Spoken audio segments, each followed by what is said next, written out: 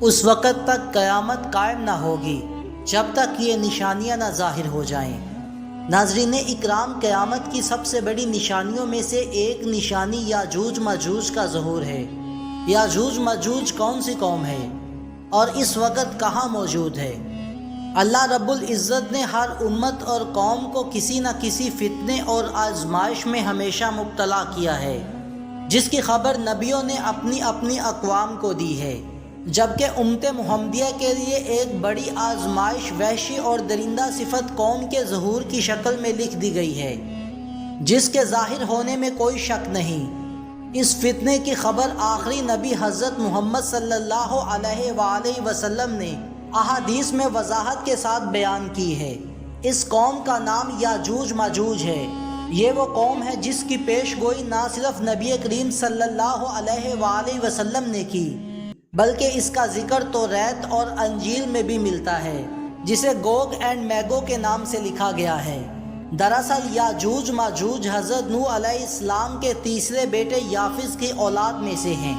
یہ لوگ شمال مشرقی ایشیا میں زندگی بسر کیا کرتے تھے اور اپنے ارد گرد کی اشیاء پر وحشیانہ حملہ کیا کرتے تھے۔ ان کی آبادی چین سے مغرب میں ترکستان تک پھیلی ہوئی تھی، جبکہ بعض روایات کے اندر آتا ہے کہ یاجوج ماجوج بنی آدم میں سے ہیں۔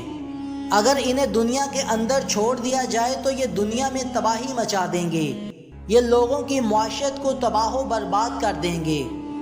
ان میں سے ہر آدمی اس وقت تک نہیں مرتا جب تک وہ اپنی 1000 یا اس سے زیادہ اولاد نہ دیکھ لے، جبکہ ان کے چہرے بدلتے ہوئے ڈھال کی طرح ہیں۔ یہ لوگ لمبے کٹ کاٹ کے اور صنوبر کے درخت کی مانند ہیں۔ ان میں سے سب سے لمبا شخص 3 بالش تک کا ہوتا ہے۔ یہ جس جاندار کے پاس سے گزرتے ہیں انہیں کھا جاتے ہیں۔ یہ موسم بہار میں اپنے غاروں سے نکلتے ہیں اور سبزہ کھاتے ہیں۔ ان کے پنجے اور دانت درندوں کی طرح ہیں۔ ہزاروں سال قبل اس روئے زمین پر اللہ کے ایک نیک بندے کی حکومت تھی، جنہیں ذوالقرنین کے نام سے جانا جاتا ہے۔ اللہ تعالیٰ نے حضرت ذوالقرنین کو زمین کے ایک بڑے حصے پر بادشاہت عطا فرمائی تھی۔ آپ نے مشرق و مغرب کا سفر کیا تھا۔ مورخین کے مطابق ذوالقرنین کے نام سے قرآن مجید میں جس شخص کا ذکر آیا ہے، دراصل وہ ایران کا بادشاہ ہورس تھا، جسے سائرس اعظم بھی کہا جاتا ہے۔ جب حضرت ذوالقرنین نے شمال کا سفر کیا تو آپ کا گزر مشرقی ترکستان اور منگولستان کے علاقوں سے ہوا۔ یہ علاقے 2 پہاڑوں کے بیچ آباد تھے اور پہاڑوں کے اس پار یاجوج ماجوج رہا کرتے تھے۔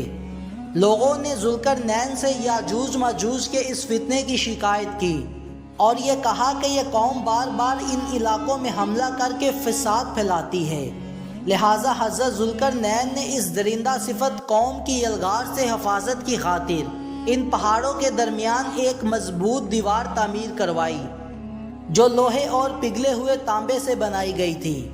قرآن مجید کی سورت کہف کی آیت نمبر 96 میں کچھ یوں بیان کیا گیا ہے: مجھے لوہے کے ٹکڑے دو، پھر جب وہ 2 پہاڑی چٹانوں کے درمیان کا فاصلہ پر کر دیں تو فرمایا کہ پھونک مارو۔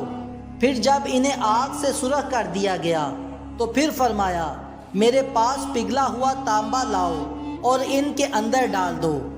تعمیر مکمل ہونے کے بعد آپ نے اللہ تعالیٰ کا شکر ادا کیا اور لوگوں کو آگاہ کیا کہ یہ دیوار وقتی طور پر اس قوم سے حفاظت کرے گی، لیکن ہر چیز فنا ہو کے رہتی ہے، لہٰذا یہ دیوار بھی ٹوٹ جائے گی اور یاجوج ماجوج علاقوں سے نکل کے تمام زمین پر پھیل جائیں گے، جیسا کہ اللہ تعالیٰ نے قرآن مجید میں ارشاد فرمایا، یہاں تک کہ جب یاجوج ماجوج کھول دیے جائیں گے اور وہ ہر بلندی سے دوڑتے ہوئے آئیں گے اور وہ سچا وعدہ قریب آ لگے گا۔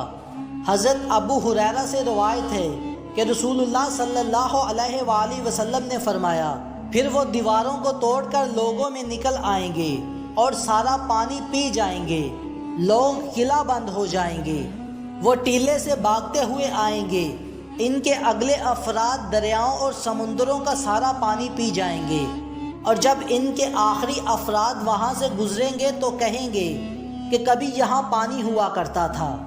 جبکہ حضرت عیسیٰ علیہ السلام اور ان کے ساتھی محصور ہو جائیں گے، یہاں تک کہ بیل کا سر تمہارے موجود 100 دیناروں سے بھی زیادہ قیمتی ہوگا۔ وہ اپنے تیر آسمان کی طرف پھینکیں گے جنہیں اللہ خون لگا کر واپس بھیج دے گا، تو وہ کہیں گے ہم نے آسمان والوں پر بھی غلبہ پا لیا ہے جیسا کہ زمین والوں پر غالب تھے۔ ایک روایت میں ہے کہ بے شک یاجوج ماجوج روزانہ دیوار توڑتے ہیں، جب وہ مکمل ٹوٹنے کے قریب ہوتی ہے تو انہیں سورج کی شعاعیں نظر آتی ہیں۔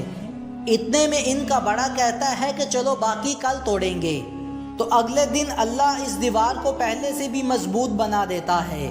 جب ان کی قید کی مدت ختم ہو جائے گی تو اللہ انہیں لوگوں کے سامنے ظاہر کرنا چاہے گا، تو اس دن جب وہ سورج کی شعاعیں دیکھیں گے تو ان کا بڑا کہے گا کہ چلو انشاءاللہ باقی کل توڑیں گے، تو وہ جب اگلے دن آئیں گے تو انشاءاللہ کہنے کی برکت سے دیوار اتنی ہی ہوگی جتنی وہ چھوڑ کے گئے تھے، وہ باقی کی دیوار توڑ کر باہر آ جائیں گے۔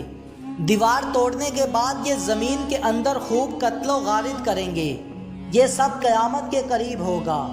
حضرت عیسیٰ علیہ السلام ان کی ہلاکت کی دعا فرمائیں گے تو اللہ ان کی گردنوں کے اندر کیڑے پیدا فرما دے گا جس سے وہ لوگ مر جائیں گے۔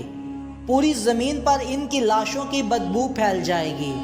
پھر اللہ ایک قسم کے پرندوں کو بھیجے گا جو ان کی لاشوں کو اٹھا کر جہاں اللہ چاہے گا وہاں پھینک آئیں گے۔ یوں یاجوج ماجوج کا خاتمہ ہو جائے گا۔